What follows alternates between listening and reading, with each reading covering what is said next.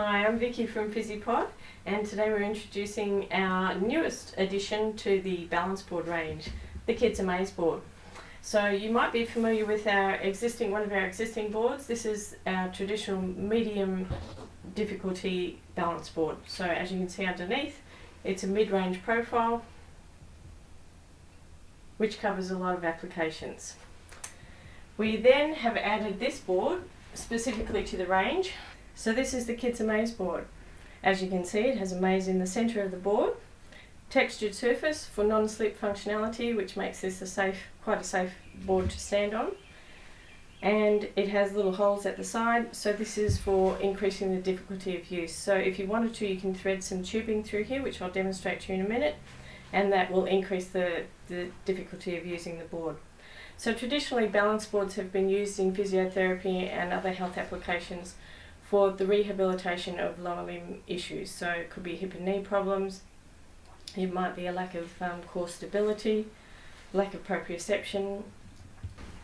Traditionally, balance boards have been used for a variety of applications, particularly in lower limb rehabilitation and or core stability. So post-ankle sprain, proprioception might be an issue. Balance retraining is a really important part of your rehab in getting that back. Core stability is another issue that affects a lot of people, not just people with lower limb problems, people with back problems, people with balance issues. It covers a variety of applications. So balance retraining is really important across the ages. So this is going to cover the littlies. This board is rated up to 90 kilograms, and our other boards, our mid-range board is rated up to 150 kilograms. We're also about to introduce an adult version of this Amaze board. So the adult board will be the same dimensions as our existing boards, but it will have the Amaze in the centre. And on the back of the board, we will have, it's not this particular back, but it will be our new board. It will have a low level, which this is. Then we'll have a cap that you can place on, which increases the difficulty to a mid-range and a high level. So that cap that we're going to add onto the base of the board will have 3 levels. To use the balance board, for starters, you must be on a stable, safe, non-slip surface. Alright, so ideally on a rubber mat or on carpet.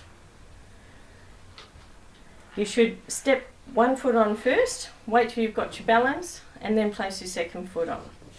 If you're at all worried about falling, you should be near a wall or have a table or chair handy to hold on to. So once you've stepped onto the board, the idea is to keep all of the edges of the board off the ground without falling over. Now, as you can see, the additional difficulty with this board is, I'm going to step that around to the front so you can see, is to get the little yellow ball through the maze. So, and you can see I practice this a lot. As you can see, this can keep people occupied. Woo! It's gone back out, that's not good.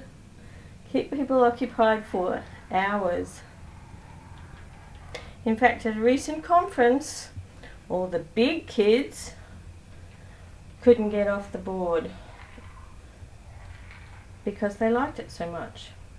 One of the advantages of using the Kids Amaze board is for kids with developmental delays, perhaps ADHD, any kind of neurodevelopmental disorder, because they're using fine motor skills, gross motor skills, and sensory, neurosensory integration. So by calling on your cognitive function to be used in conjunction with your motor function, you're integrating new pathways within the brain, and this has been shown in research to help the brain's development. So as you can see close up, if I was using my hands, even that's a little difficult, but your aim is to negotiate the ball through to the centre of the maze and then back out of the maze to the perimeter. To increase the difficulty of tasks on a balance board, you can use some tubing or band.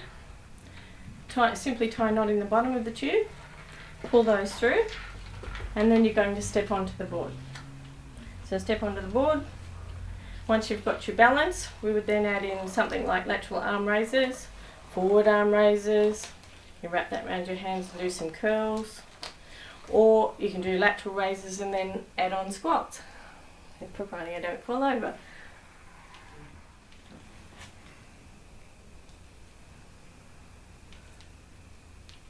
So in addition to that, you can squat and then try and get the ball through the maze, which you can see is a little bit more difficult than doing it in standing.